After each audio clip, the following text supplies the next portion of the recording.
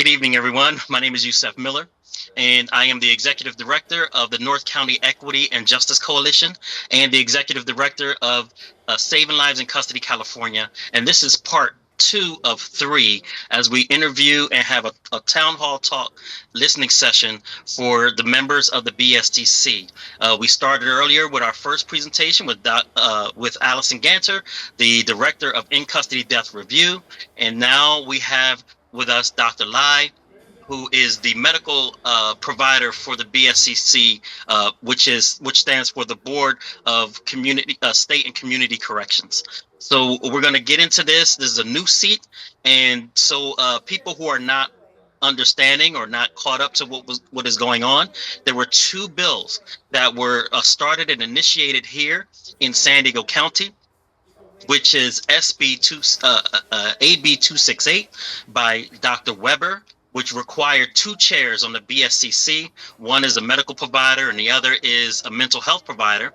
And also SB 519, which required the director of In Custody Death Review, which is Allison Ganser. And because this started off in the grassroots of San Diego County, we asked these new chairs to come here and speak with us on their statewide tour that they go through and talk to all the counties, but we thought it fit that they come to San Diego and speak to us first, and we've invited all counties to come in Southern California. So on this call, we have Southern California, we have Riverside counties, we have Orange County, we have LA County, San Bernardino, San Mateo. All these counties here in Southern California and beyond are listening in to hear what Dr. Lai is going to speak about, and all of us will speak about. We'll also hear from some of our impacted family members in San Diego County and others, so we can catch up on the story and what this really means to everyone, that these seats have now been filled for transparency and accountability and law enforcement oversight.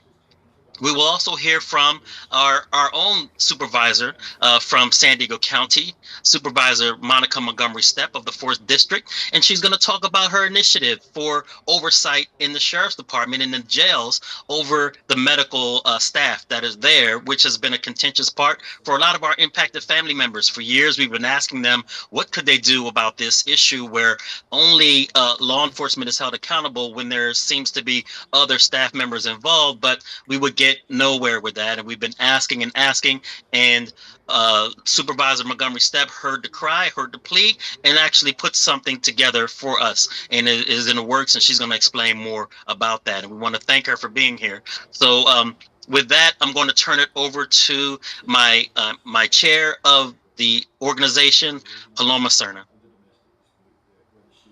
Hello, my name is Paloma Serna. I'm the mother of Elisa Serna, who died November 11, 2019 in Las Colinas Jail in San Diego. She was, and I'm also with North County Equity and Justice Coalition and Saving Lives in Custody, California. And so Elisa, she was medically neglected. A federal judge made her videos public, and so we do see in the videos not only were deputies involved in her death and leaving her in a position, not in a recovery position, but also there was a few nurses. She was in custody for 5 days, and so on the night that she died, there was a nurse, Dana Lee Pasqua, who was standing over her, pretty much looking at her, not rendering aid, was not taking vitals, did not call 911. They were stating that she was being defiant, so they couldn't take blood pressure, and we all know as we watch the video that was not the case. And so, this position with Dr. Lai, is very important, important to me and to other families, to have a medical eye to be able to look at these cases and help Allison Ganter and her team to be able to investigate and collect the data that they need, so we could be able to, we all impacted family, we all want someone to be held accountable. And this is a part of having, transparency. Might not be coming from the sheriff, but this is a step. And so I really do appreciate Allison Ganter and her team, and Dr. Karen Lai for being here, and Monica Montgomery Step also. And so, yeah, so thank you. Pass it to you, sir. Thank you. Thank you, Paloma. And let me just, before I turn it back to Paloma to introduce some of the families that have been impacted by this very thing that we're talking about, the neglect and the need for oversight and overview, about Dr. Lai. Dr. Lai was appointed by the governor to sit on the BSCC and to provide a subject matter expert, her expertise to the board in these matters concerning the medical care. Dr. Lai will not be participating directly in custody death review and will be in the role of staff, and she will serve as a consultant to the director and the team and development policies, which is very important to what we've been speaking about, because we don't want them to be in an echo chamber and only get consultation from other law enforcement. We need her expertise to tell them what is going on. And when the in custody death review team brings cases before the board, that's where she will be at her high level review will be needed for us to make a contribution to what's going on with our loved ones. So that's what Dr.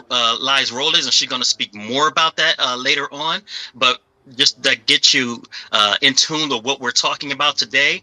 And from there, I'm going to pass it back to Paloma Serna to introduce impacted family members so you can hear some of the stories that led us to this point. Paloma? Yes, thank you. So our first family member from Riverside County who will be speaking is Lisa Matus.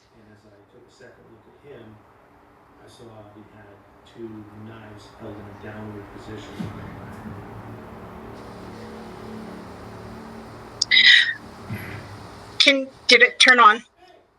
Paloma? Hello? Yes, we could hear you. Okay, I'm sorry, because it was showing that it was not on. I'm sorry. I'm Lisa Matus, the mother of Richard Matus Jr. He died in Riverside County Jail's Coiber Detention Center in 2022 when there was over too many deaths. Week after week, there was another death, and all different circumstances.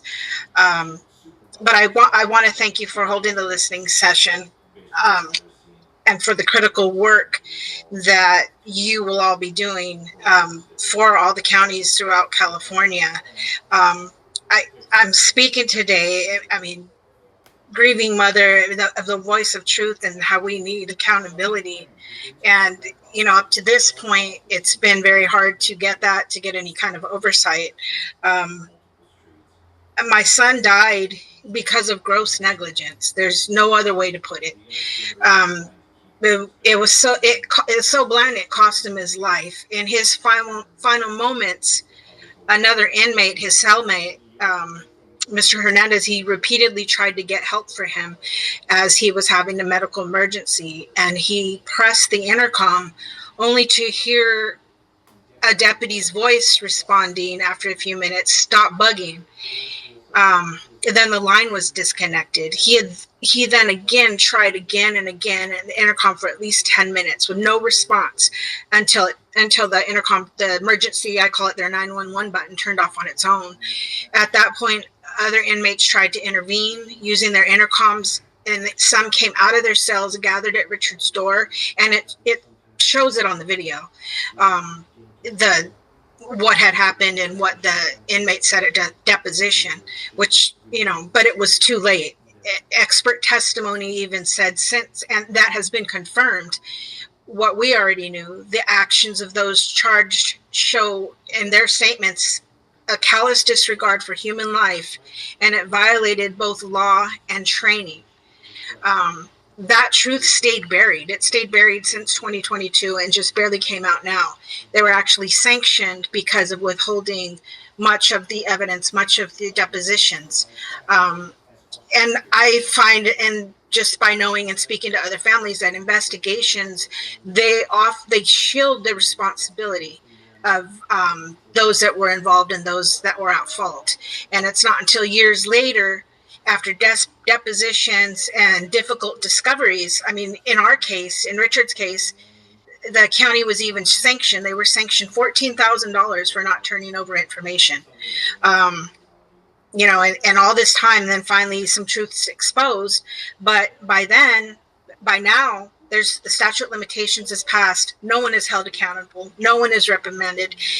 I'm asking maybe, I'm so happy this is taking place, and there's you guys are going to look into the deaths. But I also ask, and I urge the board to revisit past deaths and deaths from here on out, to follow up maybe a year, 2 years, sometimes even 3 years later, and see what the real story was, what was withheld, what was covered up, and what justice was denied.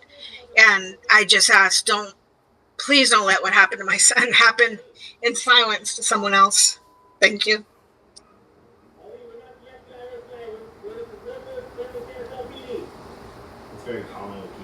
And so next I have Cheryl Canson. She is from San Diego County, who will be speaking next.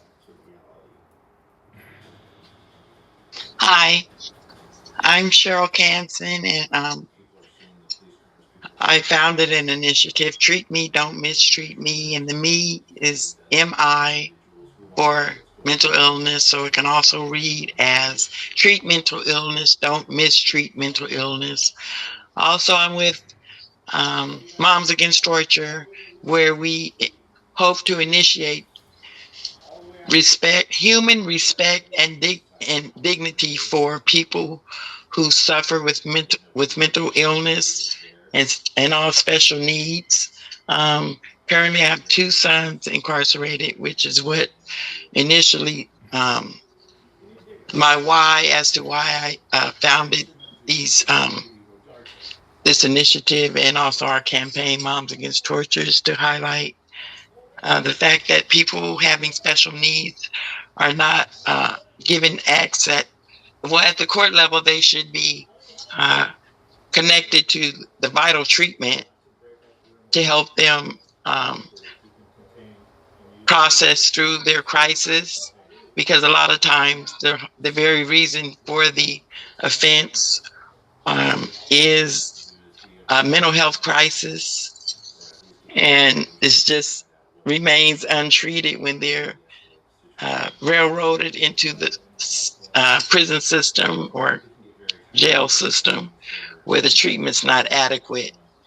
I will tell you 2 most recent incidences which point to what that lack of adequate mental health treatment, how it affects people having special needs and are untreated. My son was looking at going to board within a year, and he was due to graduate within a month. And he was due to graduate like a week before that. And he got a hold to spice and had a bad reaction. And first of all, he did not bring the spice in. Okay, he made a choice to use the spice, but it's typical that people with special needs will self-medicate and use substances to kind of ease the voices or silence the voices that are symptoms of their mental illness. Bipolar and schizophrenia are 2 severe diagnoses that both of my sons have. One has bipolar and one has schizophrenia, but they shouldn't have been allowed or within reach of any kind of spice or any other drug. It's not totally their fault. That's what the lack of accountability and transparency can cause in jails and prisons, and there's no oversight or accountability. And so he lost out on his graduation. the celebration for family to come and celebrate with him. It did happen later, which I'm thankful, but at the time it was delayed and the celebration was denied, and he did 6 months in the hole as it, just further punishment, all punishment. No treatment was rendered for his bad reaction. He did, I'm sorry, he did go to the hospital, but within days later, he still came back in crisis. So he wasn't totally allowed the adequate treatment to help him get better, but placed in the hole for 6 months. And that was detrimental. That's what happened due to his lack of treatment and no one to really complain to, because I was told by the prison law office that a new law had passed that people who have special needs cannot be placed in the hole or in solitary for more than 30 days at a time. But it happened. And then another time, not long after that, when he was released from the hole, the very next day, officers came at 5 in the morning to remove him. It's unclear where they were going to take him. And so he had a bad reaction to that because he had just got released from the hole. And I feel that was very like set up. Anyway, he refused to leave, so he kind of gave them some pushback. He was saying he didn't want to leave. He didn't know, why are you here at 5 in the morning? Where am I going? He was barefoot. They didn't even allow him to put his shoes on. And he heard not cells down, someone being beaten, so that caused him PTSD. He wondered if that's what they were getting ready to do to him. So due to that refusal to leave the cell, he told them it was PTSD when he had a meeting. And they told him, no, it's not PTSD. We're not going to give you that defense. No, it's not that. And he did another year. So it's all about punishment when you're in jails and prisons, and no adequate mental health treatment, and punishment does not solve the problem. You can't punish mental illness out of people. You can't incarcerate mental illness out of people. And those are just things that can happen due to lack of mental health treatment, and what does happen due to the lack of adequate mental health treatment in jails and prisons. And when a person with special needs is incarcerated, these are precursors to what can happen. We know at the end it could be death, and they've been beaten and placed in solitary where eyes are not on them as often. And all of this is precursors and could have caused them death. Because we know when they're in crisis, the communication with families are limited and restricted, which is detrimental. It's like, why, when they're in crisis, the communication with families are cut off and limited and even restricted, when families need to know at these points that their loved ones are suffering in this way and need medical care, or just in crisis overall, period. Families need to be the first people to know, but a lot of times they're the missing link and are the last to know, even that the loved ones were even suffering moments before their death, as we just heard from other Absolutely. families. Absolutely. Thank you for hearing and caring, and I thank you for this position being filled, and I hope we can provide better mental health care aside from jails and prisons for our special needs citizens. Thank you.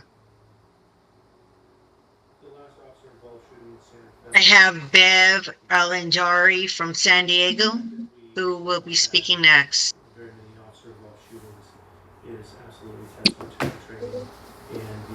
Can everyone hear me? Yes. Okay. Oh, yes, I'm Beverly Allen Cherry, and my daughter-in-law passed away in San Diego. Certain things are not clear, but it's due to withdrawal and not being treated for withdrawal, even though she was assessed when she was arrested, and she was actually not even supposed to be arrested. They found, even though being properly assessed, they did not start treatment, and she had complications. But I want to speak about the urgency and the need for consistent, immediate medical intervention for inmates experiencing substance withdrawal. Most individuals entering our jail system arrive with untreated substance abuse disorders. Many are physically dependent on opiates, alcohol, benzos, or other substances. Without proper intervention, withdrawal is not just painful, it has proven to be dangerous and fatal. That is why it is absolutely critical that medical staff are trained and required to identify withdrawal symptoms at intake, and that appropriate withdrawal protocols are initiated without delay. The intake process must go beyond routine questioning. We need a structured, medically informed screening tool to identify those at risk. This must be supported by policy, monitored through oversight, and audited for compliance. The window to act is short. Withdrawal symptoms can begin within hours or have already begun upon arrest. And in some cases, complications can arise rapidly without warning. Most importantly, when symptoms escalate or there is any indication that a person's condition exceeds what the facility is equipped to handle, that individual must be referred to a hospital immediately. The time to act is not when the situation becomes critical. It's when warning signs first appear. This is not just a healthcare issue. It is a matter of constitutional rights and basic human decency. The courts have been clear. Incarcerated individuals have a right to adequate medical care. Failure to recognize or respond to withdrawal appropriately exposes facilities, and by extension, governing bodies like this board, to legal and ethical scrutiny. I urge this board to ensure mandated withdrawal screening protocols at all intake points, badly needed staff training and accountability for rapid medical response and transfer to hospital when needed before it's too late. This isn't just about policy, it's about people. Every day, someone's daughter, son, parent, sibling enters a jail battling addiction. They deserve safety, they deserve care. And you should have the power and responsibility to ensure they receive both. Thank you for listening.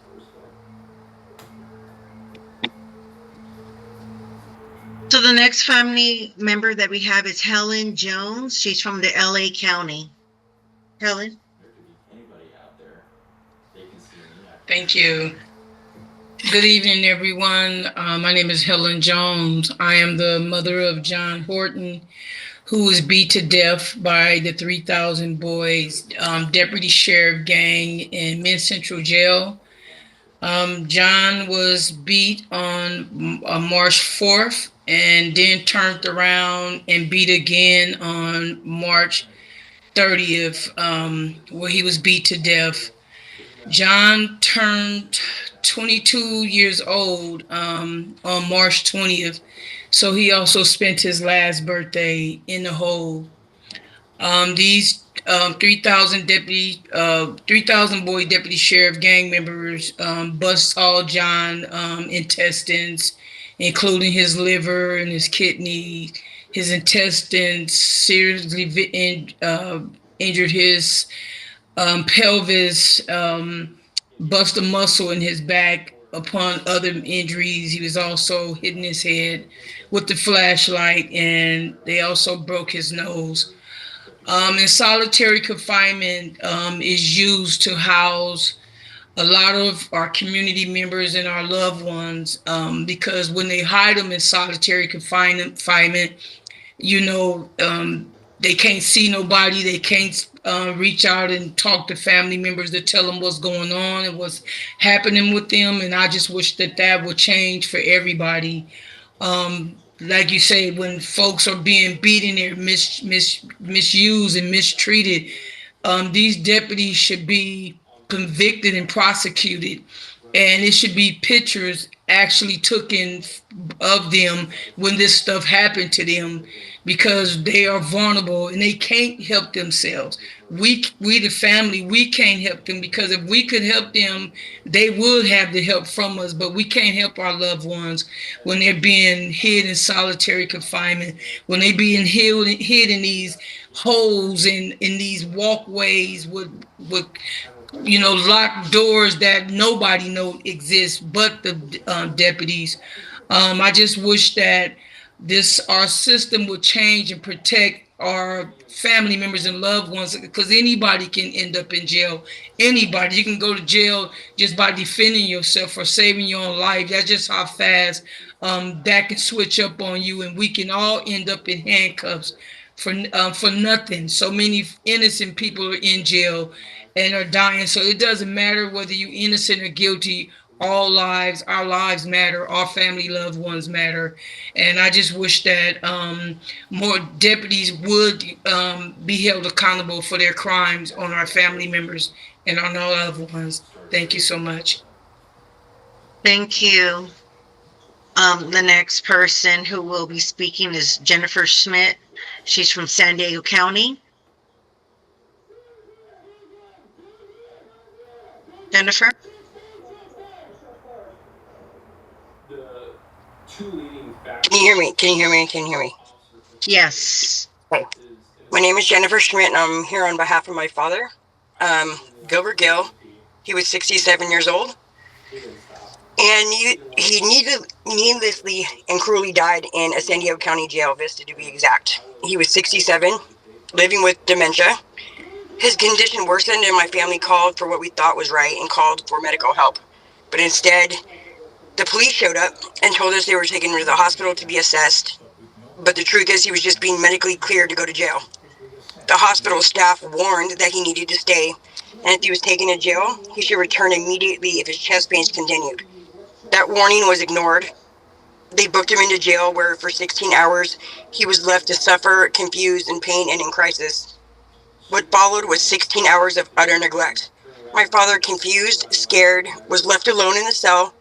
Other inmates banging on the glass begged for somebody to help him as he fell, defecated on himself, and cried out. But no one opened the door, not for 51 times of people passing by his cell. Not one person helped him, not one person asked him if he was okay. He died alone, naked on the floor, covered in his feces.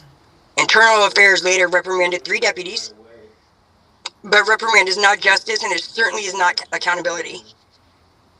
This wasn't just a failure of a few deputies and the medical staff. This is a systematic failure, and it keeps happening. And it's never going to stop if nobody is ever going to change anything. Hold on, excuse me, sorry. It's a breakdown of how we treat people with mental illness. It's a failure in crisis response and a collapse of basic human decency in our jail system.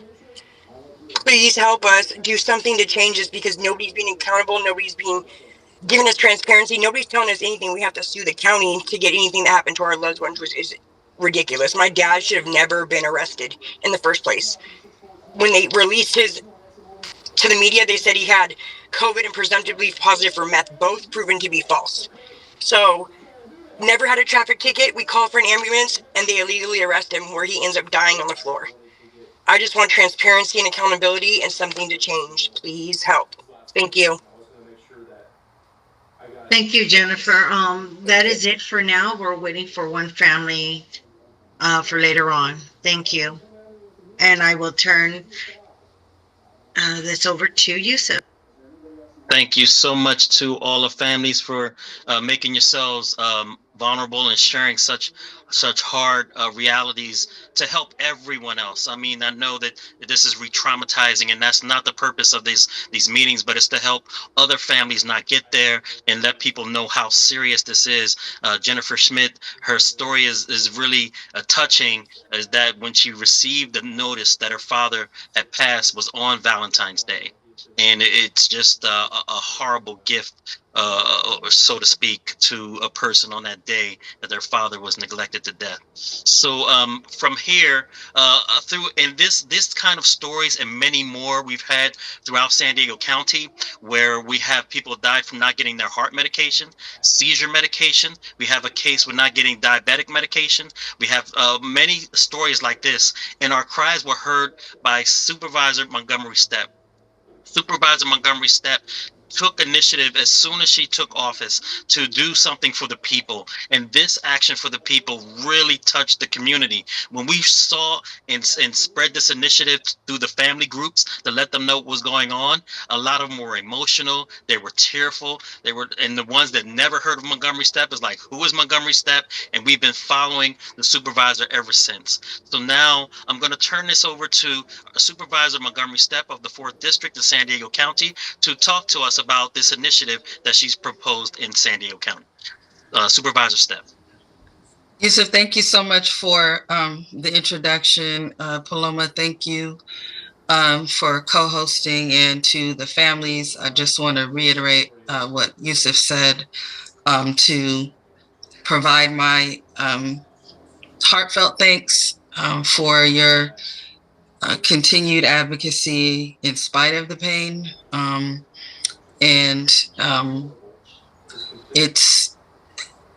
It is extremely admirable, even though I struggle with the words, right? Because it's such a hard place for you all to be, but you do inspire me to do this work. So I want to thank Director Allison Ganter for being here, for the work that you do.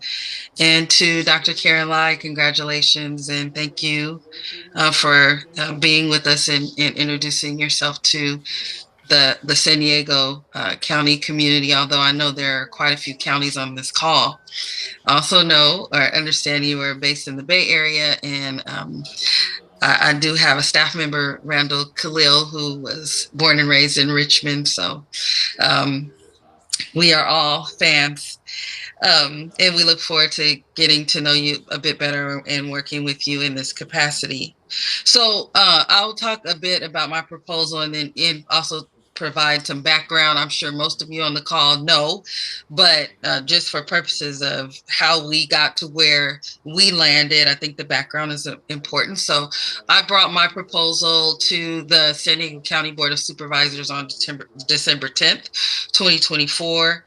And it really was about improving our San Diego County Citizens Law Enforcement Review Board, or we call it CLERB. And it did pass. It did pass unanimously with a bipartisan vote at that time. And the process is that, of course, we bring the policy forward. It has to go through meet and confer and all of those things. So we are expecting it back in a few months. But once it's fully implemented, we believe it will make those long needed changes that the families and advocates have been waiting for CLERB to be a more effective oversight board. So the background is that in February 2022, the California State Auditor released its report on jail deaths in San Diego County. And the report found that at that time, San Diego County had the highest rate of in-custody deaths out of all the counties in the state. And that was between the years of 2006 and 2020. That's 2.39 deaths per 1,000 average daily population. Disturbingly, the rate of in-custody deaths in San Diego County jails had continued to increase and almost doubled in 2021, 2022, after the report period, the period of the report. And the state auditor identified a few systemic causes of the high jail death rate, including one, failure to identify serious medical and mental health issues at booking, two, failure to follow up on medical treatment, and three, inadequate safety checks. And we have heard the stories even just here tonight. That's really what many of the stories boil down to. Recent legislative changes at the state level and policy changes within the sheriff's office have begun to decrease the amount of deaths in our jail. We strive for zero.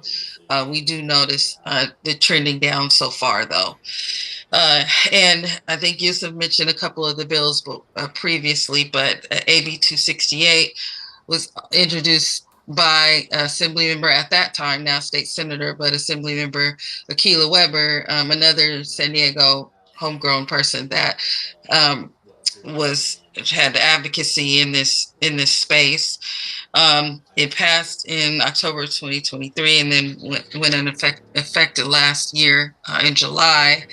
And that bill, of course, focused on BSCC. Impose stricter requirements for medical and mental health screening and booking, and many of the things that we're talking about here this evening. And then we'll mention again SB 519. It also increased the transparency of investigations and in-custody deaths. Hence Dr. Ganter. So we are, kind of chipping away a little bit at it. Little by little, but at the local level, the sheriff created a new policy in October of 2024 and announced that that policy will require a physician or a nurse practitioner to be present at intake. So my proposal focused specifically on the oversight and accountability mechanism of CLRB. And again, the auditor's report found deficiencies in how CLRB was conducting investigations of jail deaths.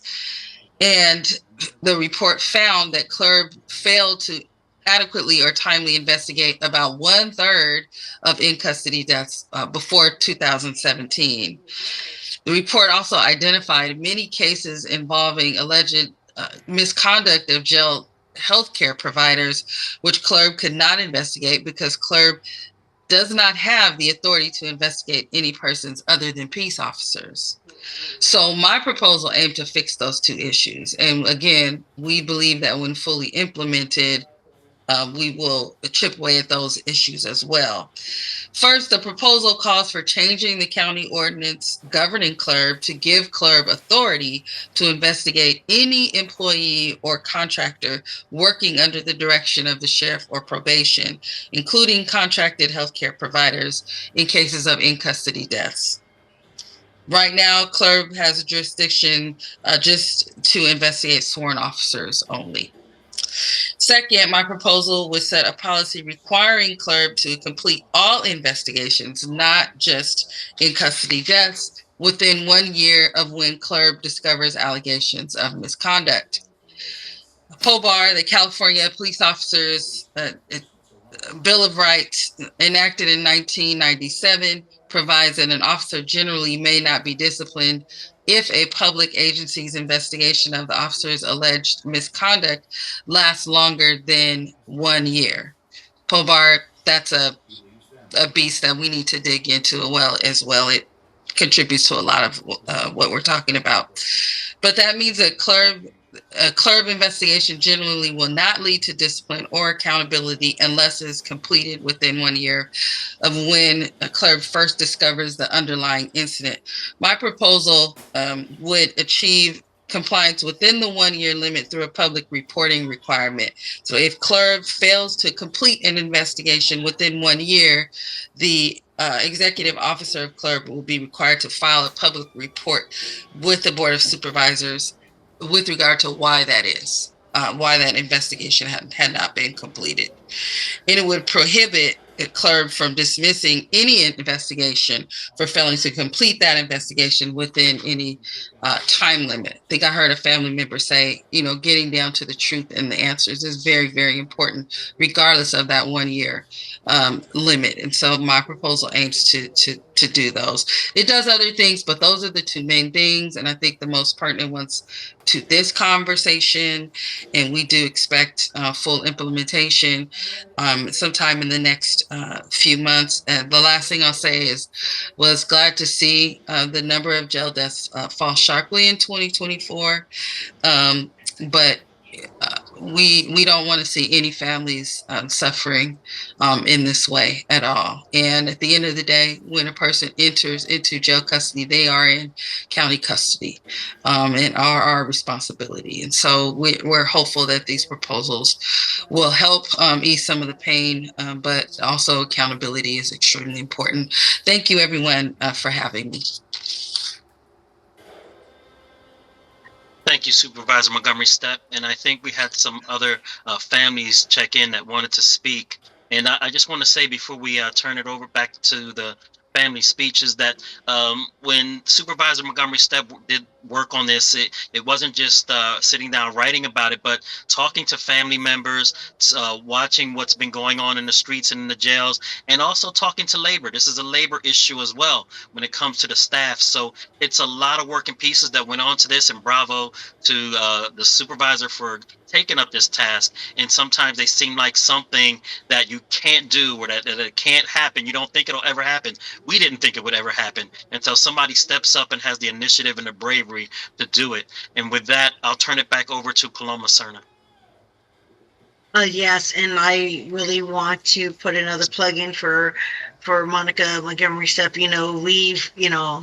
My daughter died 5 years ago, 5.5 years ago, and it was medical. Every time we attend the CLERB meeting, Yusuf, I, and a lot of the families, and it's always speaking to the CLERB, investigate medical, investigate medical, investigate medical. So we really do appreciate that you heard us. You heard us, and so thank you, it means a lot. And so the next family who will be speaking is Sean Mills.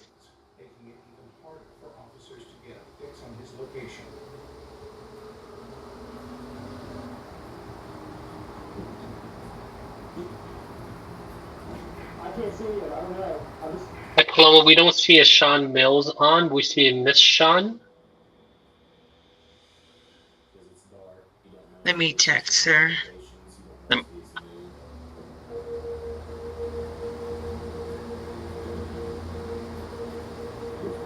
Okay. Hello? Can you hear me? Yes. Go ahead. Go ahead, Hi. Sean. My name is Sean Mills. I'm the sister of Kevin Mills, who passed away in custody in San Diego County Jail, November 11th, 2020. It seems like now it's been almost 5 years, and we still haven't had any information on Kevin's death. They had an era of his birthday, but they was able to call us at 2 o'clock in the morning and let us know that he passed away. But yet, when my dad and my mom went to go identify his body, due to the fact of his wrong birth date, that they could not, they had an issue of doing that. And one of the things, Kevin was picked up in August 2020. And when he went before the judge said it would be detrimental to his life if he didn't get the meds that he needed. And then here he is, he's gone in November. And here we are now seeing like deja vu is continuing, because Kevin was a schizophrenic. He was in dire need of mental help.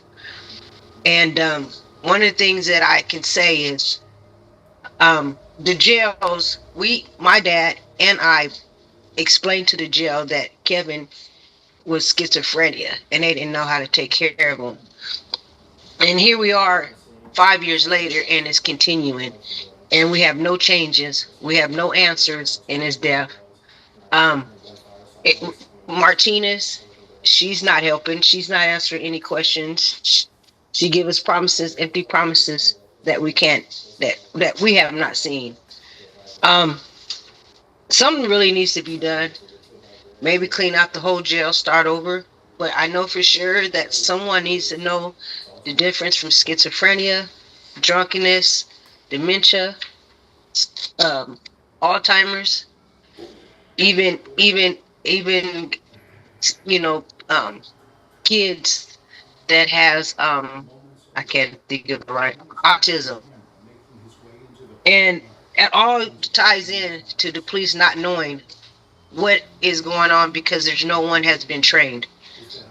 It's very heartbreaking to know and see families that is still suffering, and it brings my hurt and pain back is knowing that there has not been any changes, and it seems like there's not going to be any.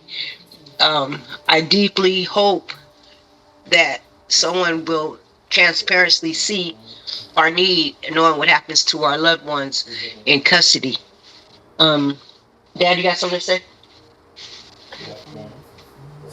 This is we're talking to Yeah, read this declaration. I can't see that. I can't see that. I don't have my glasses. Just telling you, there's a declaration filed November 2, 2025. Judgment that was made in the court in El Cajon County and this was the results from the judge. The judge said the defendant lacks capacity to make a decision regarding antipsychotic medicine.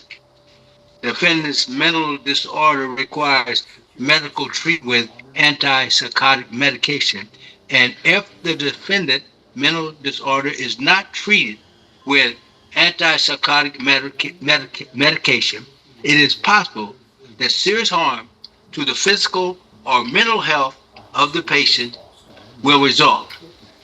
Subsequently, this was dated November 7, 2020.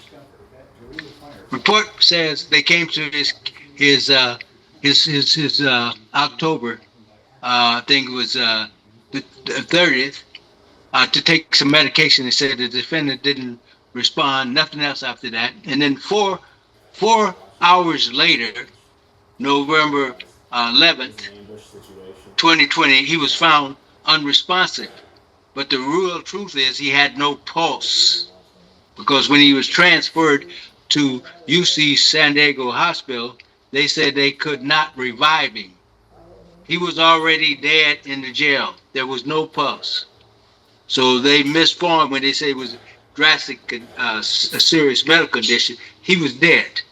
So that's another problem with this. But why? He was supposed to be on November the 2nd, they were supposed to prepare him.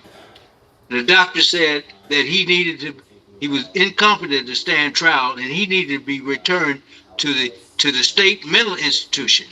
Returned, meaning that they knew he was there before. So he said they had no business being in there. But from November the 2nd to November 11th, there's no indication or any evidence that they made any action to follow these directions that was on November 2nd by the court in El Cajon County. And that's a problem. And see, and that was appointed by a judge saying Kevin needed to get the mental treatment. So what took him? Why wasn't he able? If that was appointed by a judge stating that he needed medical help, why didn't he get it? And there's still no change in the jail. We're losing too many lives in jail over mental health that people don't even know how to treat it. So there needs to be a change, a serious change. Thank you. Thank you, and I really do send my condolences to everyone. I know I lost a loved one, but it's very heartbreaking to hear these stories. Kevin Mill, he died on the same day that my daughter died, and so we do an annual remembrance together on Zoom. So it really breaks my heart. Especially with the statute of limitation, a lot of families will never get no justice in any kind, and it breaks my heart. It frustrates me very much. And so the next and last speaker is David Settle from San Diego. David? Yeah, hi. Thanks for letting me talk. I'm the brother of Matthew Settles. Matthew passed away at the George Bailey jail in August of 2022. He was the 18th death that year. And I was very close to my brother. Um, he had schizophrenia. He was diagnosed when he was in college at UCLA, and he died when he was 54. He was diagnosed when he was in his early 20s. He had a lot of rough times when he was first diagnosed, and then he kind of stabilized. And so for 20 years, he was, in boarding homes, on always on medication, but he did, really well. And he's very close to my family, my wife, my kids. He grew up with my kids. My mom went to see him all the time. I would go pick him up almost every other weekend. So I was very close to him. And then about 2 years before he passed away, he was, had a crisis. He was in a boarding home and just, manic up all night. He called himself to come pick him up, and they took him into inpatient, and he started getting treatment. And he was in crisis, and he did lash out. He ended up going to jail, but well, he was in inpatient when 3 months later they came with a subpoena and took him to jail. And um, but he did come back out, and then they came and once again brought him, from the county. He was in the county mental hospital getting treatment, when they took him back to the jail, and they did not put put him in the psych unit. They put him into the general population. He was in a complete crisis. I mean, I went to see him. He thought people were imposters. He was in no state. I mean, he absolutely needed treatment, and he was having some issues. So they just brought him to the jail and put him in the general population. He was immediately assaulted with 57 stitches. And this all happened when we didn't know. My mom was trying to call him. So we had no information when all this happened. We did not know he was sent to the hospital. He was even in jail. And,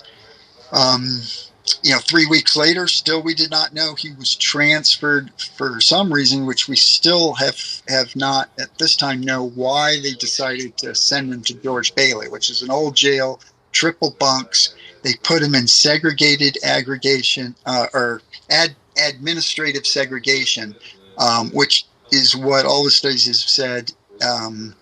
Someone in his situation, he was despondent, and at that point, suicidal, and completely, as I said, thought people were imposters. And we did not know this, and he committed suicide, alone in, a triple bunk cell, and it was just absolutely awful.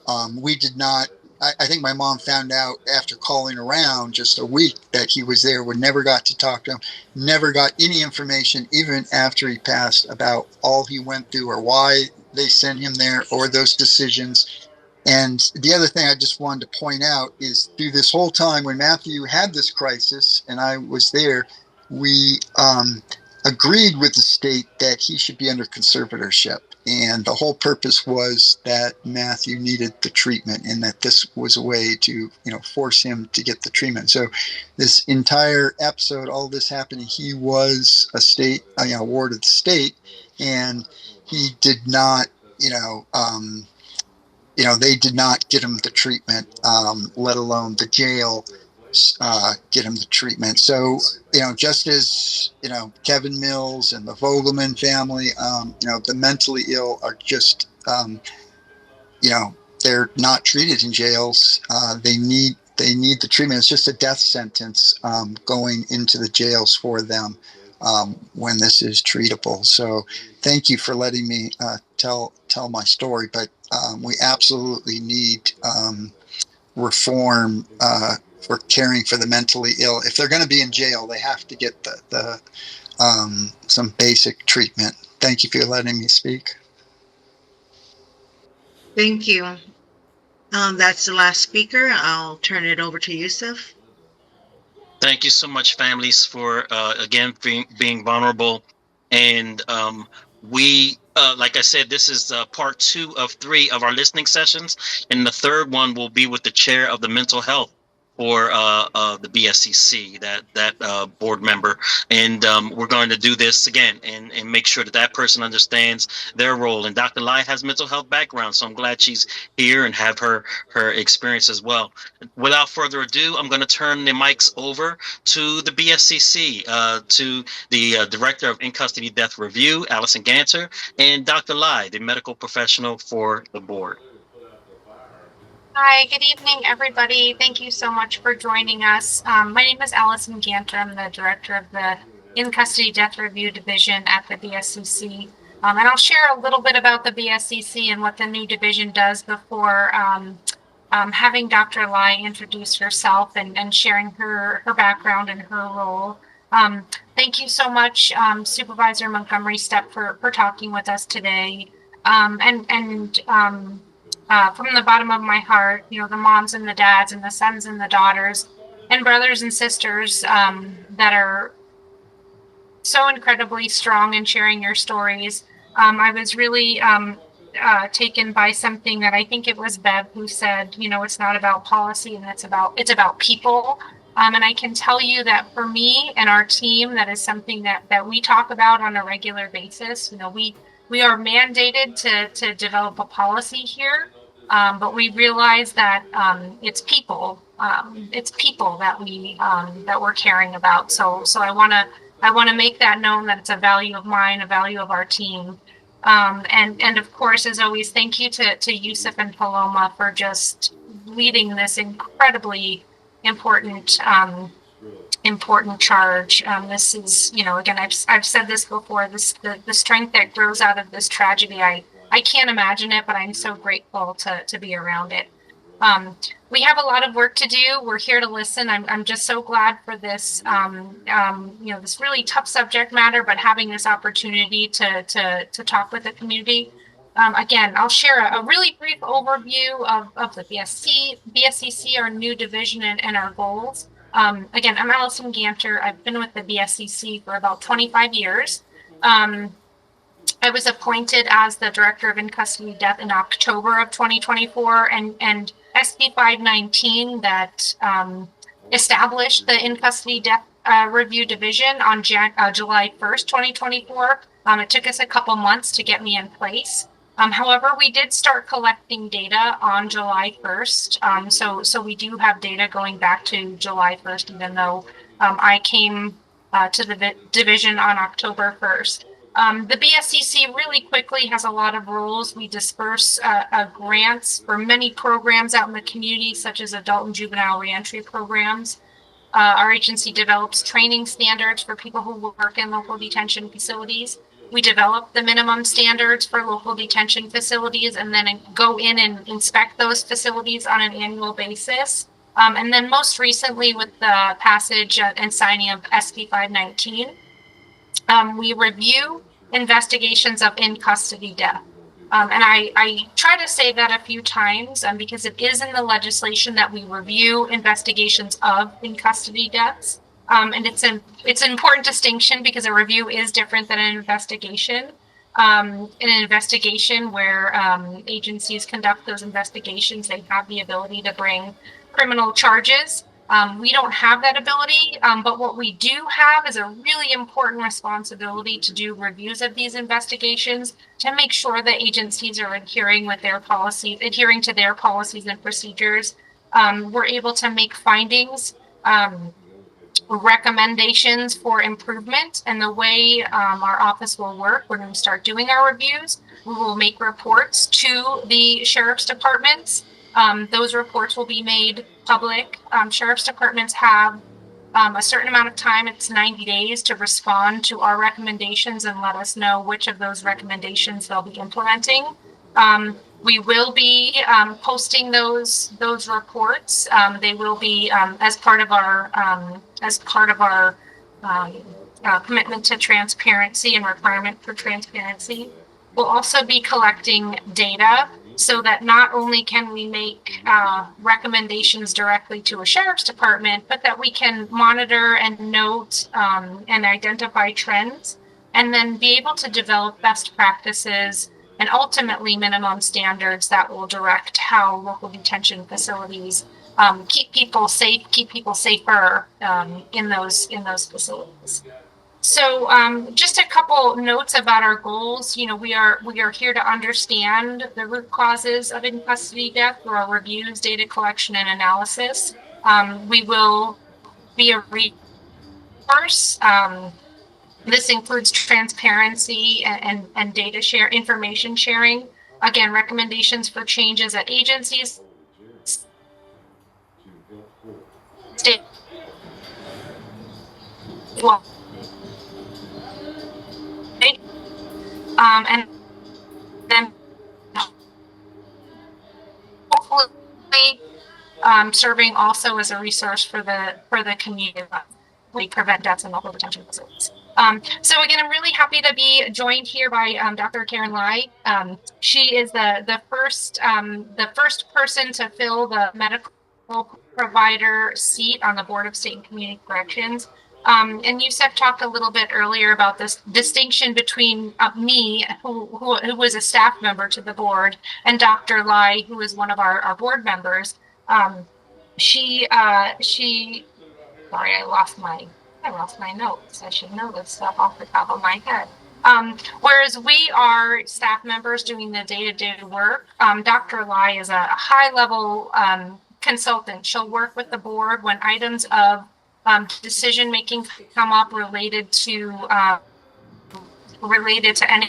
anything related to medical health and mental health. We have a dual role in Dr. Lai there.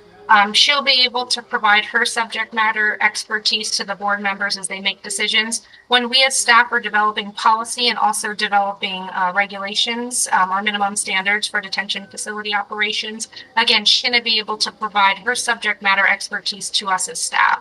And when we do have cases that our staff review that need a higher level review and come before the board, again, Dr. Lai will be able to provide her subject matter expertise to us.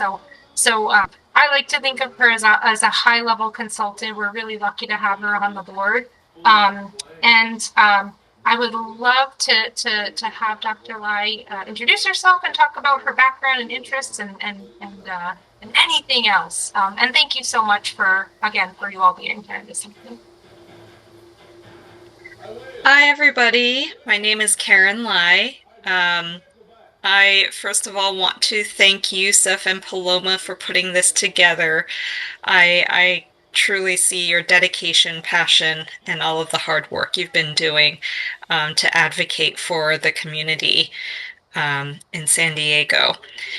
And I really appreciated also them bringing on the supervisor to speak about her initiative, because it was really interesting to hear, and I am still learning kind of the ins and outs of the policies and procedures around detention facilities, and so that's part of my learning process too. So I think all this is really important work. I'm so honored to be invited to this listening session and to hear all of the community members who have lost loved ones. And I was really struck by each of your stories and hearing about actually how much mental health and substance use plays a role in these deaths, untreated mental health disorders. And this is particularly relevant to me, my interests and my work.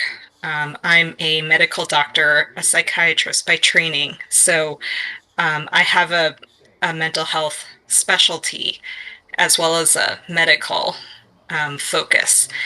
And so I work in the outpatient mental health clinics with children, adolescents, young adults. And one of the clinics that I work at is a psychosis clinic. So I treat a lot of people with schizophrenia and other psychosis disorders.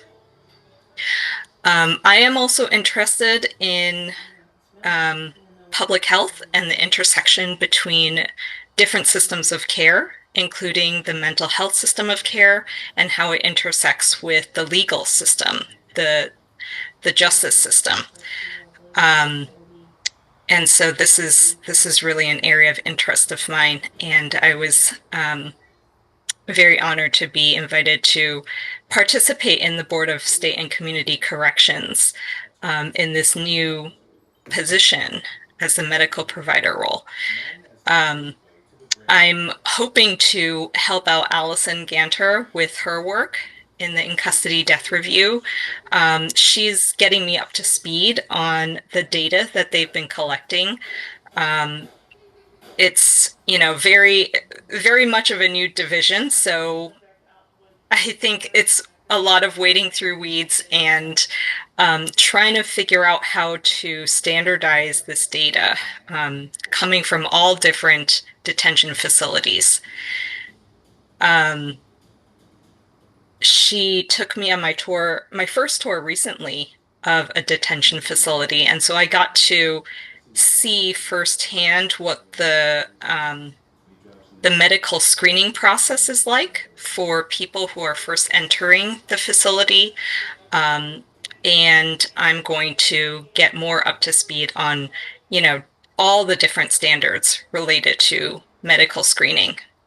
And what I hope is to help improve that process so that people are not needlessly dying or being injured or self-harming or a whole host of other things that are unnecessary in these facilities.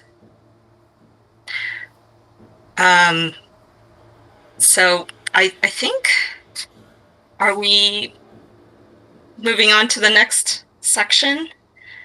Yes, we can move on to questions. We have some questions for you in your capacity as the medical provider on the BSCC, and I'll turn that over to Paloma Serna.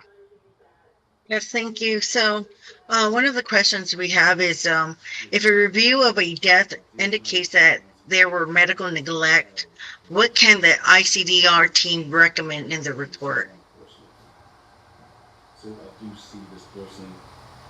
Allison, do you want to answer this, or do you want me to try it out first?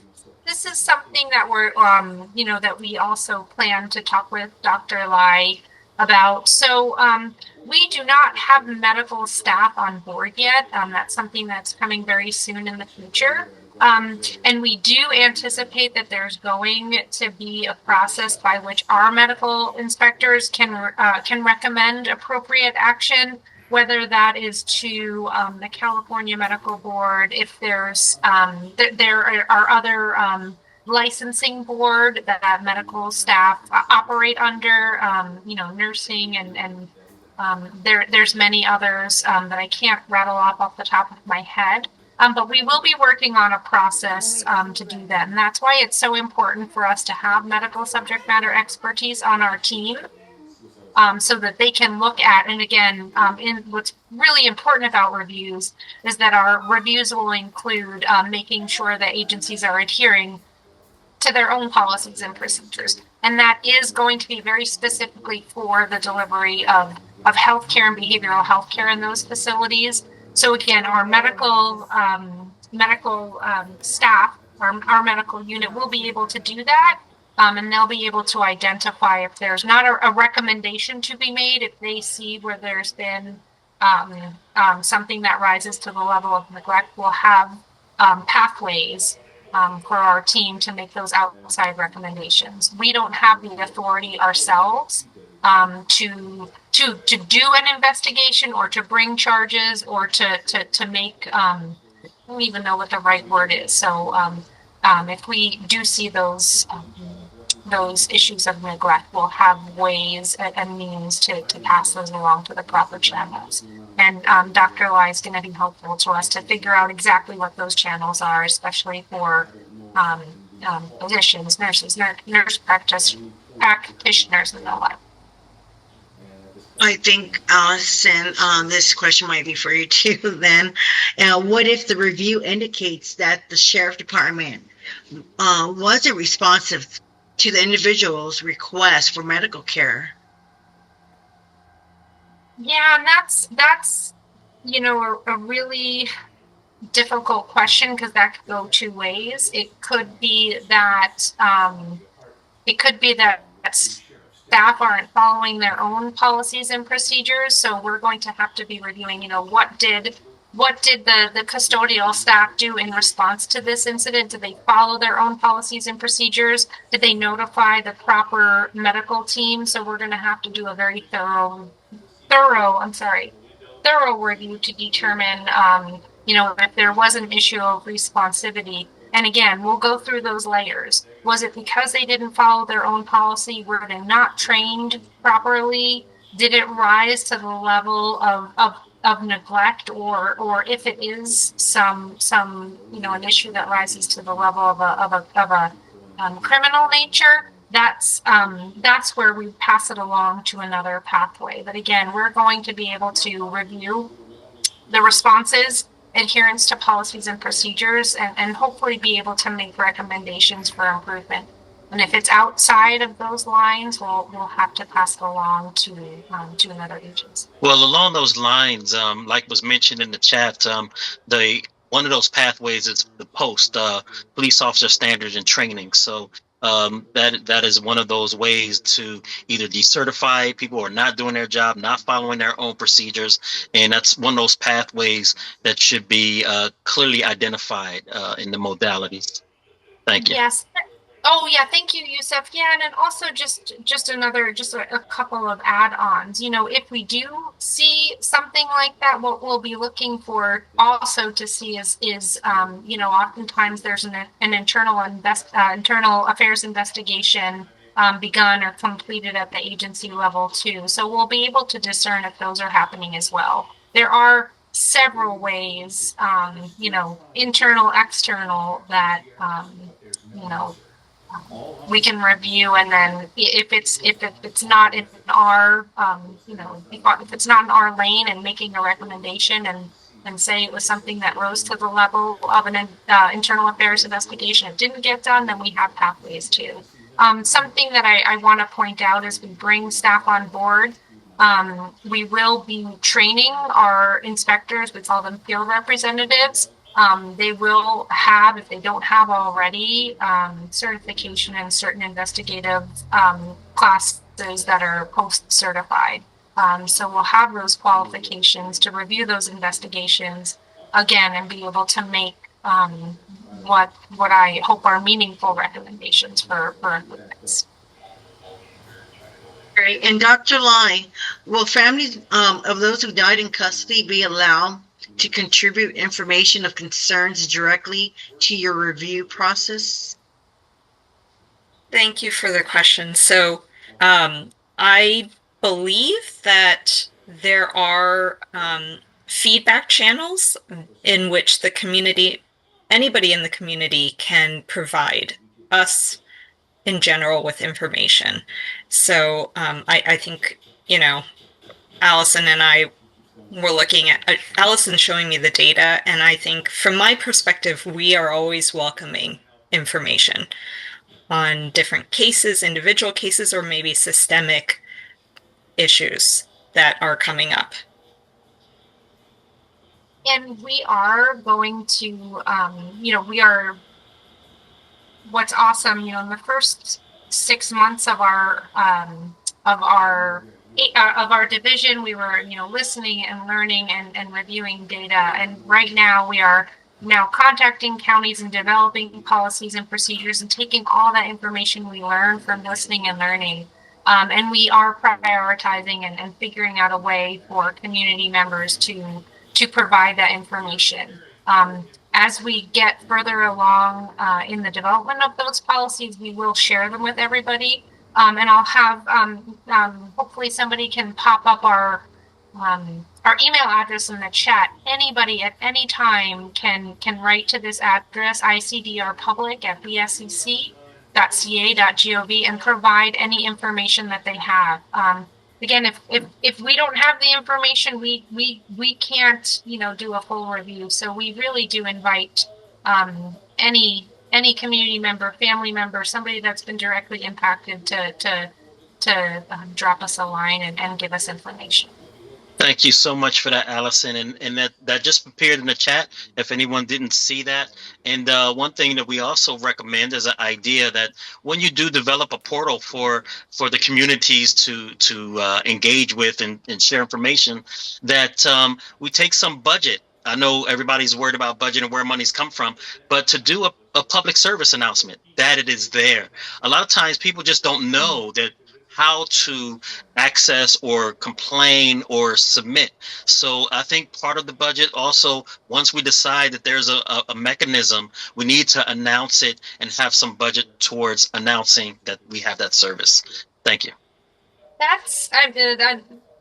It's a really fantastic idea. I'm so grateful to you and Paloma for being so active in the community, because that gives us, ways in. And we really are committed to, as we get further along in the development of our policies and procedures, to sharing those with you, so you understand what we're doing. It does take a little bit of time to stand up a new agency where we're in the thick of hiring and bringing people on, to develop policies and begin reviews. But down the line, we will be sharing all of those things. How are we going to be doing reviews, how we'll be sharing data, and certainly if there's some information to provide about how to do certain things, we'll do that as well. So I can't say it enough. You and Paloma have been such great partners in this. That's a huge value of mine, making sure that we can stay connected with people who need this information. And I would just add, Yusuf, I like that idea. And I wonder if Jana, maybe in your role, we could brainstorm about that and make sure that the community is, hears about how to contribute more or speak up or give feedback and things like that.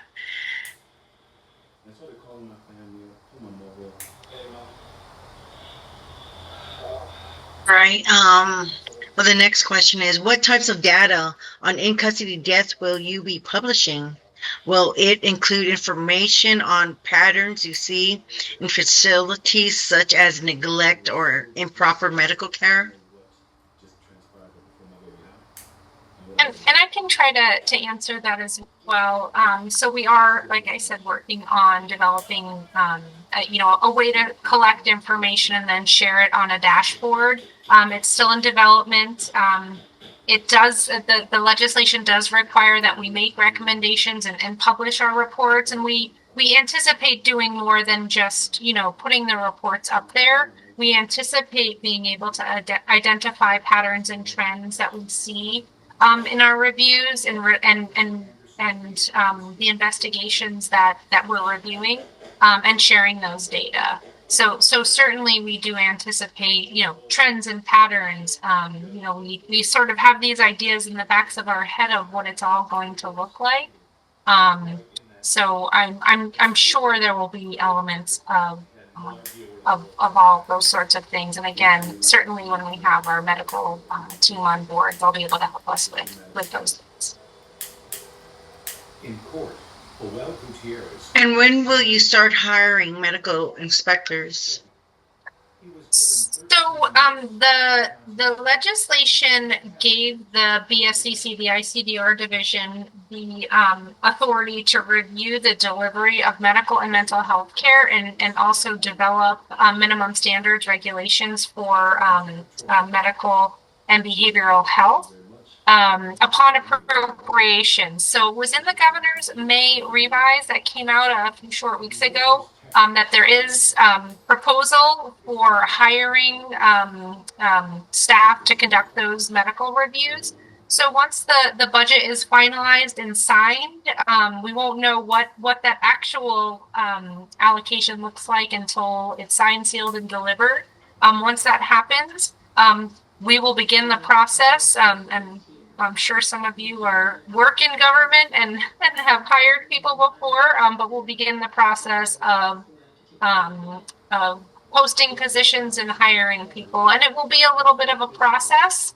But we'll work as fast as we can to get those done. So sometime after July 1st, when the budget is signed and finalized, we'll know what it looks like, and then we can start to begin to build that. All right. I will turn it back to you if there's no more questions. Thank you. Thank you, Paloma. Great job, and great job to Allison Ganter and Dr. Karen Lai. Wanted to mention one thing that it popped up in the chat as well, is that there has been a grand jury investigation on the medical and mental health services in our jails in San Diego County.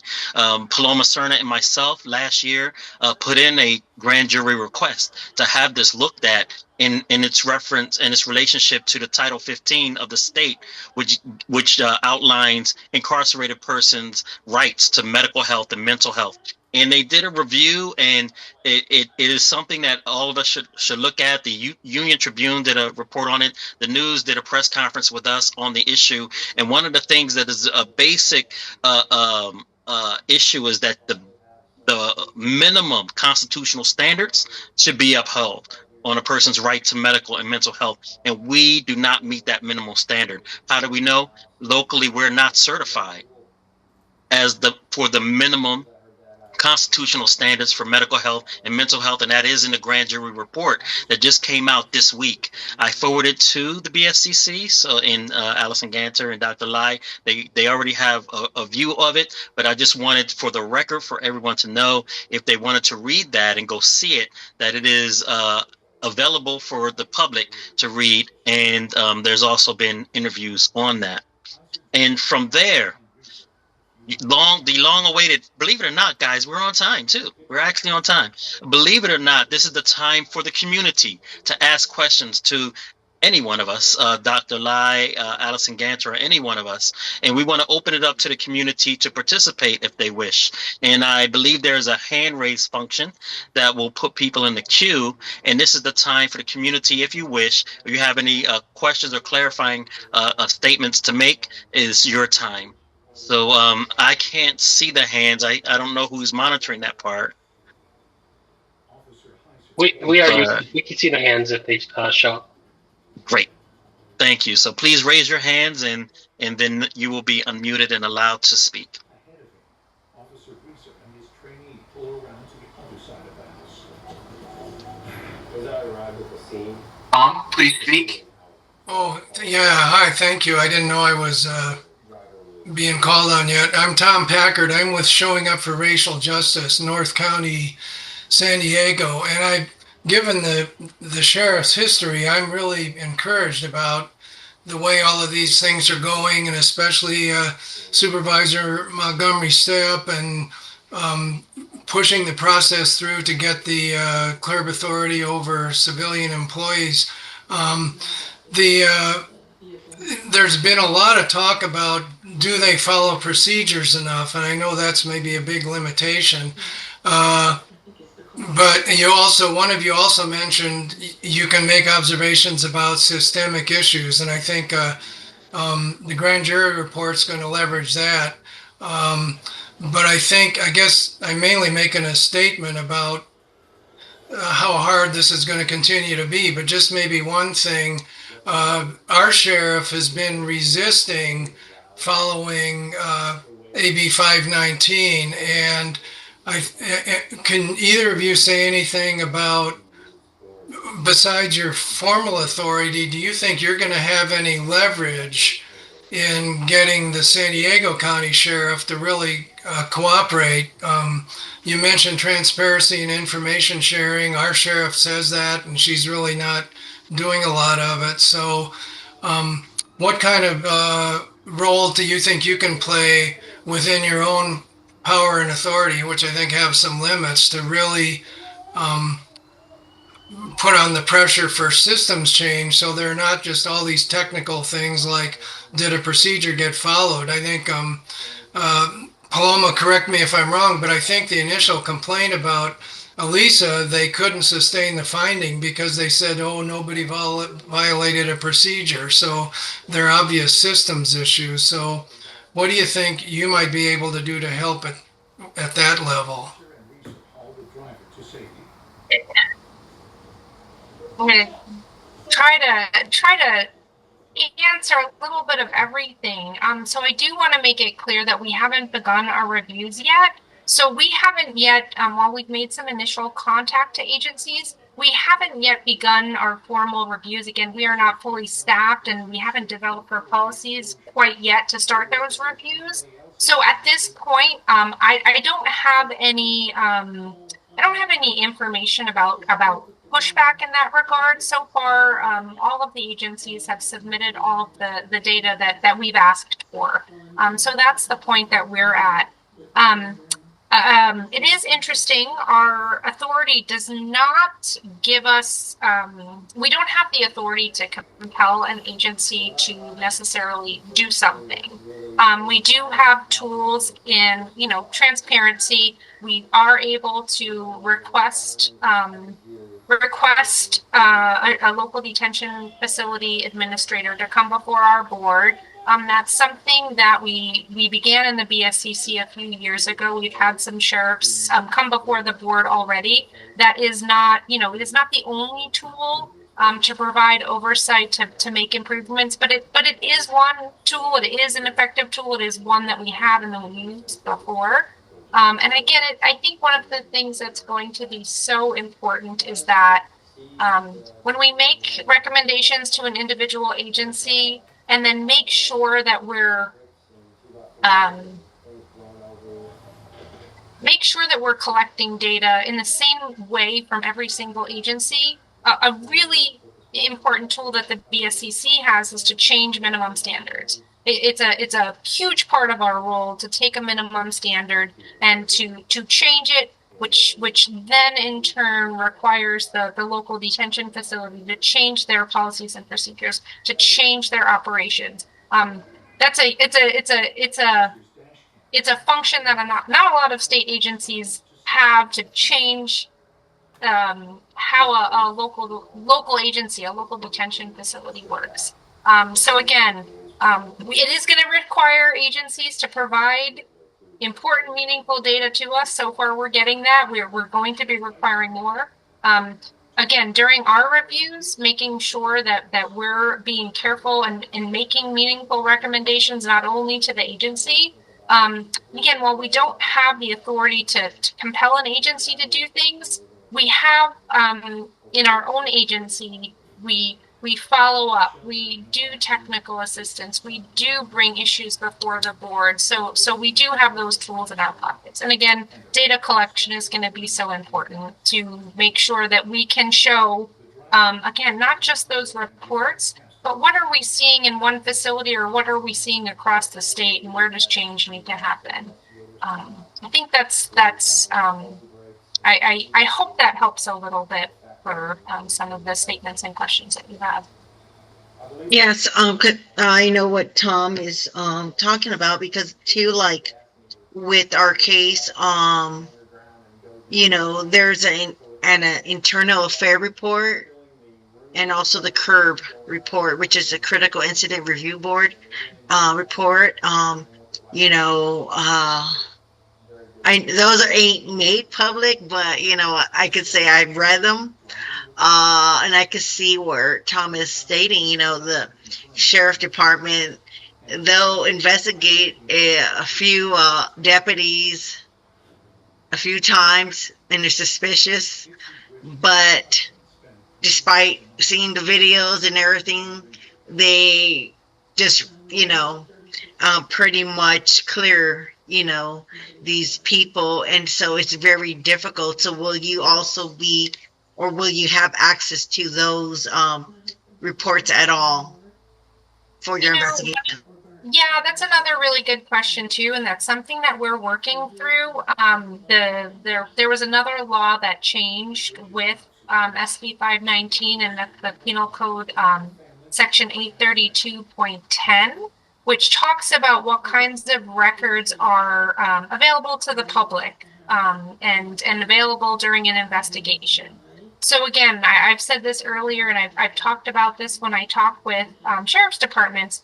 For us to do a meaningful review, we're going to have access to meaningful information.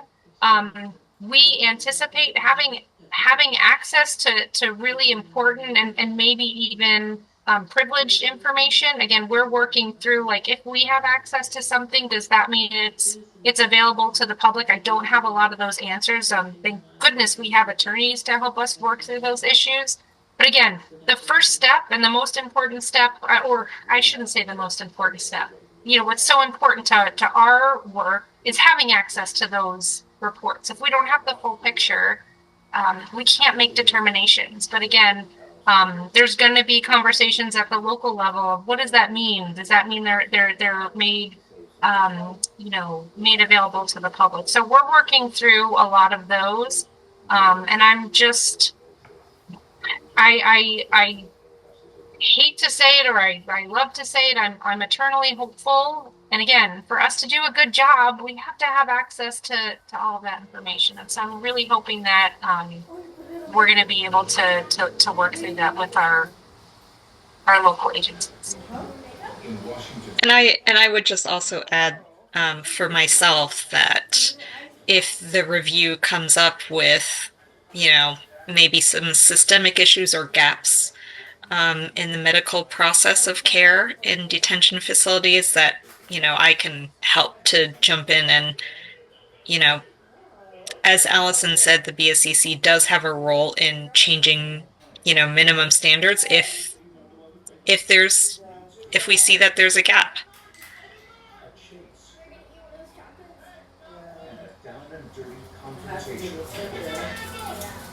Carol, please feel free to talk. Hi, both my sons are in prison now, but they were in crisis at when they were in the county when they were first arrested.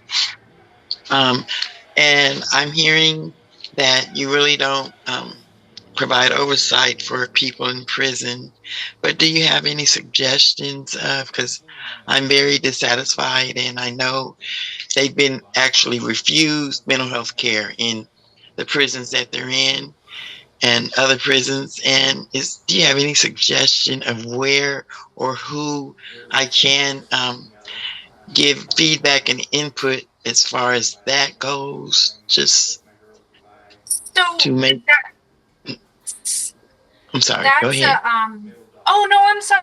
That's a really good question. So we do not have authority over prisons. There is an inspector general's office, an independent inspector general's office that has authority to review certain and different cases within CDCR, within the prison system.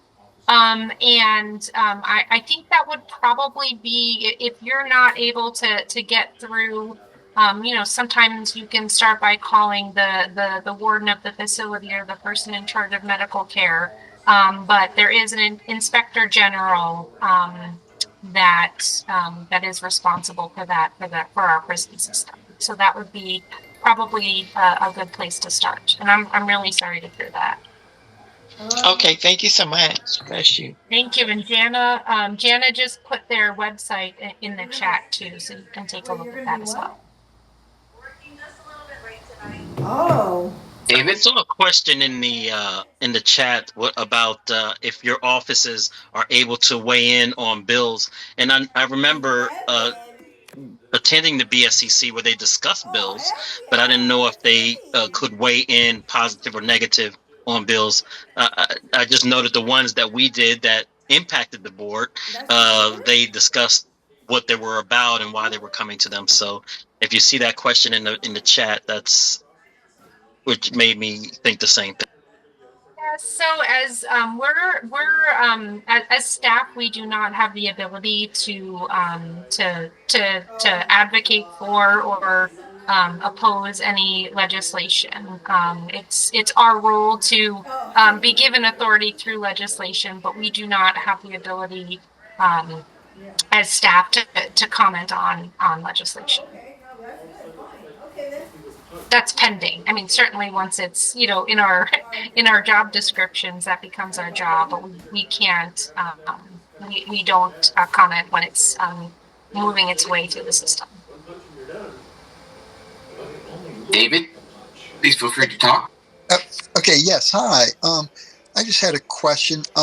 So I had mentioned for my brother, you know, when he went into crisis and he was checked into a medical facility, I was part of the process. And, you know, we got a state conservatorship for Matthew, really to, you know, force him to get the treatment he needed. So I'm just curious, are you aware, are there any minimum standards for, you know, sheriff's department as far as, you know, interacting if someone comes in who is under a conservatorship, especially of the state, uh, for getting medical treatment? Are there any minimum standards of how, you know, how they're supposed to coordinate that? I mean, that's a really good question, and one I have been thinking about too, David, because I myself, you know, take care of some patients who might be under that intersection between, you know, conservatorship and in the justice system. And I did learn, but Allison, correct me if I'm wrong, I learned to my surprise the other day that even when people are conserved, if they enter the detention facility, that that legal system supersedes any conservatorship. And they're, you know, they're treated, they should be treated for their mental health symptoms within the detention facility, but not necessarily, you know, under orders by the conservatorship. Okay, yeah, I think, you know, that, I mean, one thing I noticed from my brother, even when he was in, you know, outside and bouncing around, and that lack of continuity, yeah, for getting his proper meds, seems like there should be some, you know, just for the having continuity of people with mental illness and getting their meds, that there would be some requirement for them. Seems like once you go into jail, they're starting over. They don't have any history of what they were taking, and once again, that's just part of the issue of them not getting the proper treatment. They don't have any continuity. But thank you that information. And thank you, Dr. Lai, for talking about you know, conservatorships specifically. So there's nothing specifically in Title 15 in our minimum standards that talks about that. One of the things that we've been doing in both the adult and the juvenile regulations over the years as we revise those regulations is to, again, they're minimum standards. They're not the policy for an agency. The agency writes their policy based on our minimum standards. But we have been ensuring, like, as a best practice to have in there continuity, just what you're saying. Like, there should be a way to make sure that a person who comes in on treatment gets that treatment while they are in custody. And there's also, you know, there's great big reforms going on with Medi-Cal and Cal-Aim that I think, and don't quote me on that because it's a little bit out of my wheelhouse, that will aim to work on that continuity as well. But it is a best practice. Obviously, it's so important, and we're working to make sure that our minimum standards, you know, require that in facilities as well. So there shouldn't be a break in care for somebody. You should be able to continue as is, as you're, you know, as you're being housed in a detention facility. It's a great question. It's a really important thing. Okay, thank you. Yes.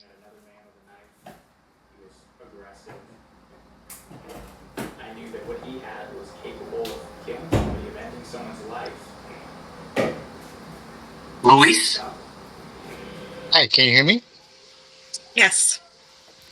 Hi, good evening. My name is Luis Alasto. I'm with the Riverside Sheriff Accountability Coalition. So, and with Lisa, we've been doing a lot of the similar work with with Yusef and Paloma replicating kind of what they got going on in San Diego. But my question is more so about on the data analysis and like review. So one common question, and like this is a really difficult data point to really assess, but one thing we notice is that often a lot of in custody deaths are noted as quote unquote natural deaths. And that's a really hard thing to quantify, right? Because for us, we what we see is the lack of medical care is really often what leads to people's health declining, ultimately leading to in custody deaths, right, in the long term. And there, I guess, how is that something that you've thought about in like the data capturing of this, and how is your office planning to kind of encapsulate that information, right? Because it's it's really alarming, I guess, that there's not it's just noted as natural death and there's no more information outside of that, and that the carceral systems sometimes don't, you know, take the consideration that they played a part in. Sometimes they do, right, and in these people's deaths. So, um, or sometimes they don't, right? But I don't think they really make that differentiation. So I think that's another important thing that would be helpful, right, to kind of have that clarification. So thank you so much. Thank you. And I'm smiling because probably because of you, I was literally having a conversation with a team member yesterday about this. And as we're working through our policies and procedures and classifying and talking about things like expected versus unexpected and what are natural deaths, right? You could go onto the Google and find a definition for a natural death, but because I'm so aware of some of the work that some of you are doing, it really, you know, it's something that gave me pause, and something that we're going to really focus on as we, you know, develop our scope, develop our process, develop our definition. So thanks for asking that question. We're working through it. And again, I was smiling because I know Serafina is listening, and she's probably smiling because we talked about this yesterday. So I think the simple answer is yes. We will be considering this and thinking of it. And we have also discussed, and that's why I was smiling, because I know we discuss this every time that we speak about the definition of natural death. My daughter was classified as a natural death. Here in San Diego County, the sheriff, they will not do that internal investigation, that second investigation, if the death is considered natural. But it was funny though, despite that my daughter was considered natural, they did that internal affair report. And also too, like, I would like to put on a record, we've also discussed with Alison Ganter and her team about compassion and release death too, and that's gonna, look at also, thank you.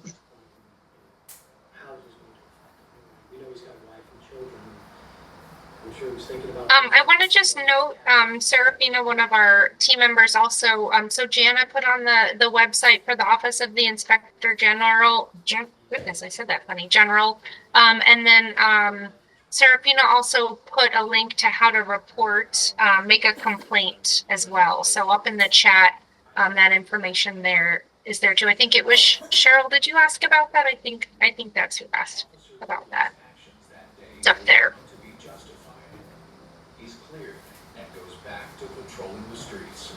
Oh, and Michael just put it at the bottom of the chat. Thank you, Michael. And then Allison, it looks like Tom Packard followed up with the Title 15 section 1046. Yeah, that's a really good question too. So that's something in the existing Title 15 that agencies. So what that actually refers to specifically is that Title 15 requires an agency to conduct that review. That's not exactly what our review is. Ostensibly, we'll probably be taking a little bit of that. That comes from some best practices in the National Commission of Correctional Healthcare standards. But in section 1046, it actually requires the agency to do that review to determine the appropriateness of clinical care and whether changes to policy practices, any of those things are warranted, and to include any relevant circumstances leading up to the death. So right now, we call that the initial death review report, and we're requesting that from each agency. The data has been that we've gotten back from that has been fairly inconsistent. So one of the things that we're focusing on is that particular section in Title 15 and how to make sure that agencies, when they do their initial review, that it's consistent across the state, that they are actually looking at those things. So I guess in a sense, yes, we can and we will be working on that as we work to revise our minimum standards. Again, that requires agencies to do a certain level of review. And then again, this is all we're looking for those reports so we can get, meaningful data for analysis as well. So that's a really important piece of Title 15 that you've identified there. And that's something that even this week we've talked about. There's kind of a couple different things that we'll be doing with that actual language. That's a great question.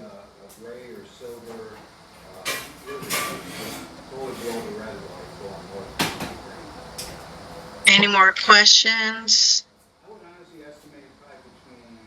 This Robin Sales. Hi. I posted something in the chat. San Diego County Sheriff's Office contracted with NAFCare, who have a very poor record in other parts of the country. I'm sure they must be the lowest bidder, but I was wondering whether your offices will be looking into the quality of care that's already existing in our jails. Yes. So the legislation in SB 519, again, when we have the ability to build that staff, is very specifically given, that team is very specifically given the ability to review the delivery of healthcare and behavioral health care. For us, it wouldn't be, whoever the provider, whether it's a non-for-profit or for-profit, or if it's the county providing medical and behavioral health care services, we'll be looking at the delivery of those services. And yes, the quality of care. We're not going to be necessarily calling those particular agencies out, but again, wherever there are trends in facilities and how care is delivered, we'll be able to show those through our reviews and our reports. Thank you. And I will, there was a question from A. Garcia. It says, can you elaborate on the statement compassionate release? Was that to mean you will be considering a review of deaths that occur after release where the cause of death originated from in custody? I think Paloma said that. I said that, and I have asked this question to Allison because in San Diego, the sheriff, Kelly Martinez, was caught trying to do a compassion release, and but the individual ended up passing in transport. And so we've noticed a couple of deaths have been like that lately. And so I did bring that up to Allison regarding compassion release. And right now, they're doing their investigation just within the walls of the jails, but it is still something to think about, which I would want to see. I understand that, her office, they're just, they're building. And so this is something that I would love for her office to do, to investigate these type of deaths, because to me it's just finding to me, how I, my own thought, my own words, I really do feel that the sheriffs are trying to use that to kill people, and so but it's what I want her to look into. So it's not what they will be doing at the moment or will, but I do ask every time. So hope that answers your question, A Garcia. Thank you, Paloma. And something that I like to say up front, but I didn't say that, and that was perfect, Paloma, because we've talked about this quite a bit. Because right now our authority is going to be within the walls of a local detention facility, but we have so much important feedback that talks about expanding that definition. So right now we're working with what we have, but we hear you. And again, it's so important to me that even if I can't answer a question, say absolutely yes, we're going to do that. I don't like disappointing people, and I don't like saying no. What I really like to say is, even if it's a tough question and something that might feel frustrating, and me saying it's not something we're authorized to do, it's not something we do right now. Having your feedback and the information and what your wishes are is really important to me and our team, to understand, what the community is looking for. So I appreciate feedback, even if it's not always the answer that you're looking for. So we Yes, hear you about that. with me, with the compassion release, there's actually one case, that, Yusuf and I have talked to the parents. They're residing in the state of Michigan. Their son died in custody in San Diego. Um, he was, I believe, beaten, and he was put into a coma for 10 months. And, it was never released to the public that he was even beaten. And he ended up passing. But the sheriff department did a compassion release. And so that case, so it's not in the numbers. So I think of that type of case, those cases, where the sheriff is doing stuff like that. And so, I think their son deserves justice. And so that's why I would love for your office to investigate even those type of cases. So thank you.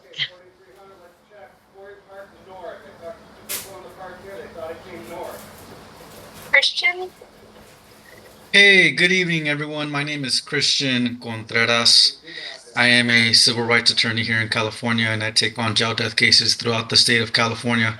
I don't have any particular questions. I just want to say thank you very much for the journey that you're about to embark on. It's very needed work here in California. Oftentimes we have no idea what happens inside those jails, and the families are just left without any answers to their questions. More questions than answers, more questions than information. And so I think this is a very needed resource, a very needed service, and thank you very much for the journey that you're about to embark on. So thank you. Thank you.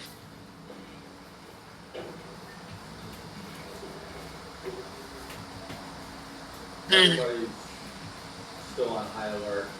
Thank you for sharing, Dr. Lucas. Yeah, that's a story that we're really familiar with as well. Families that are suffering want their loved ones to be counted in those numbers, and we hear that. We really do. Thanks, Dr. Lucas, for being here and sharing.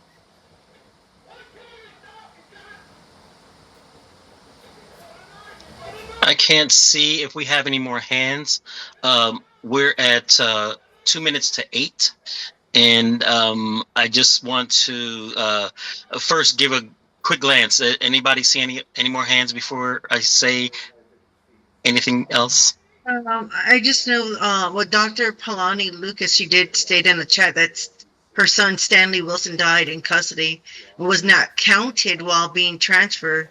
And there's no video footage, but she was notified her son has passed. So what happens like in a situation like that where he's not being counted, but he's no longer here with us? Yeah, and somebody mentioned earlier, I know it's also really doesn't feel great, that this office started and we begin with people that passed away on or after July 1st of 2024. The Department of Justice, there's an open justice data portal is what it's called. And agencies are required to report every in custody death, whether it's inside the detention facility, whether it's inside a hospital while they were under supervision, or if it was out in the field. So our research team, led by Michael Lee, is also, we have access to those data. We're making sure that we can use and capture any trends there. It's not a whole lot of deep data, but that's another resource for people in the community to look at and to see if people were reported as an in custody death in those other categories. And again, it's not something that we don't work with the Department of Justice. We just have access to those data through their data portal, and it is available for others to review as well. And I don't know how many people are aware of that reporting and the availability of those data, but we have access to those as well. And there's a link in the chat that was just placed on there for that issue. And we are now at 8 o'clock, and I just want to be respectful for everybody's time. 2 hours go really fast on such a important, heavy topic. I want to thank our guest speakers, Allison Ganter, Dr. Karen Lai. I want to thank Supervisor Monica Montgomery Stepp. She had to leave. And I want to also thank my co-host, Paloma Cerna. And last but not least, well, not even last, but next is the families who have been here and spoke up. It's just, we can't do this without you. We do this in the name of your loved ones. You do this in the name of your loved ones. And we are family-led and impacted people-led. And then thank you to everyone else that was on here from all the counties, from Riverside County, LA County, Orange County, San Mateo, and all the other counties that joined us here today. And I want you to keep your eye out for part 3. Part 3 is 3 of 3 of these interviews we have. Dr. Gonzalez has been named by the governor and now is waiting to be confirmed by the Senate. Once that happens, we will immediately ask her directly to share with us as well, to come to San Diego and have the same kind of forum. So keep your eye out for that. We'll keep you posted. And I want to thank you for spending your time with us to learn more about these important positions that have to do with in-custody deaths. And we can all work together to reduce the number with the goal to 0 of in-custody preventable in-custody deaths in our jails. Thank you, everyone. Thank you. Thank you. Thank you. Thank you, Woman Yusuf and Dr. Lai. Good night. Have a good night, everybody.